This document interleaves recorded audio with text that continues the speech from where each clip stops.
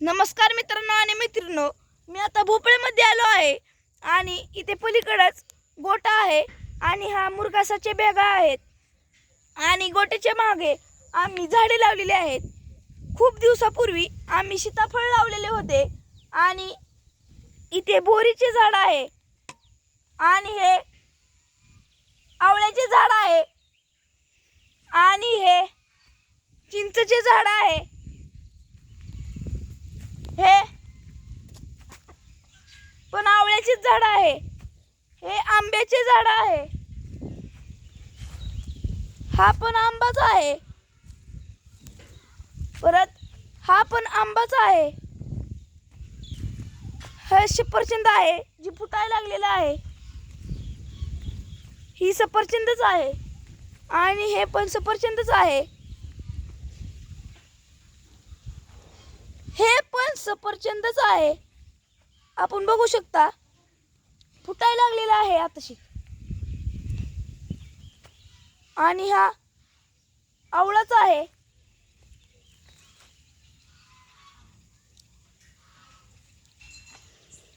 आणि हे नारळाचे झाड आहे आणि हे लिंबूचे झाड आहे। मी तुम्हाला म्हणलं होतं की पलीकडेच आमचा गोठा आहे, तर चला तुम्हाला गोठा दाखवतो। इथून आमचा गोठा स्टार्ट होतो।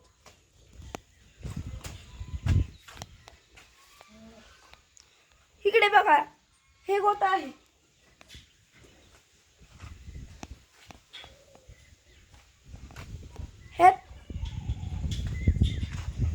इथे कॅरेट भरून ठेवलेली आहे मुरघासाची आणि इकडे वैरणीची कॅरेट भरून ठेवलेली आहे आणि इकडे आमचा मुक्त गोठा आहे। इकडे सर्व गुरं आहेत।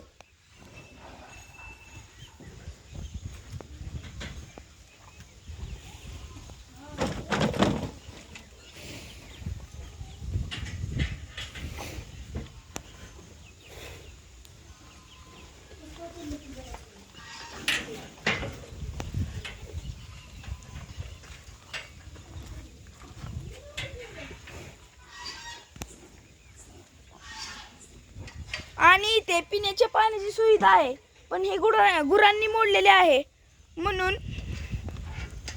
पुढे केलेले आहे। अजून एक आहे पुढे, आपण बघू शकता, हवा इथे आहे आणि इथे वैरण कातरण्यासाठी कुटी मशीन आहे।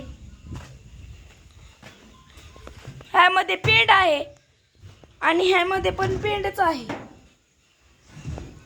इकडे गुरांच्या धारा काढतात, तवर ही 4 कालवड आहेत ती इथे बांधतात आणि गुरांच्या धारा झाले की मग इथनं सोडून इकडे बांधतात।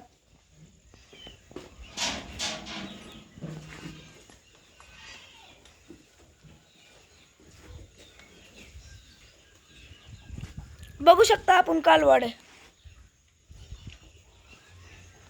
इकडे पण अजून एक आहे, अशी 4 कालवड्या आहेत आणि इकडे मुरघासाचे बॅगा आहेत। तिकडे आणि इथे पण आम्ही मुरघासाचे बॅगा भरून ठेवतो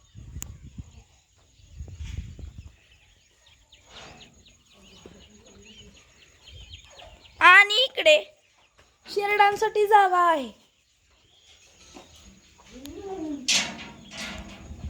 इथे शेरडा आहेत आणि इकडे बोकडा आहेत आणि